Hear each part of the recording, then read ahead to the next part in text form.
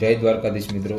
કહેતા મને ખૂબ જ દુઃખ લાગે છે કે અમારે ત્યાં જે 2 દિવસ પહેલાં અમે ગાય કે વાછડી લાવેલા, મેં કાલના વિડીયોમાં બતાવેલું કે તે ખૂબ જ બીમાર અને ખૂબ જ અશક્તિ રૂપે હતી અને તે આજ સવારે જ મેં જઈને જોયું ગૌશાળાએ તો તે પોતાનો જીવ છોડી ચૂકી હતી। આ 2 દિવસ દરમિયાન ખરેખર ખૂબ જ ગાય પ્રત્યે મને પ્રેમ હતો।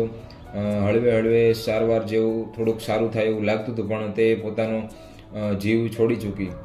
ખૂબ જ દુઃખ થયું। પછી અમે અમારે ગૌશાળાની પાછળની સાઈડ ત્યાં ખાડો કરીને તેનો મૃતદેહ એટલે કે શરીરને ત્યાં દફનાવ્યું અને એક સરસ ફુલાર કહેવાય કે એક વિધિ ફુલાર ચડાવીને અગરબત્તી કરીને તેમની એટલે કે ગાયની દિવ્ય આત્માને શાંતિ મળે તેવી આપણે પ્રાર્થના કરીએ।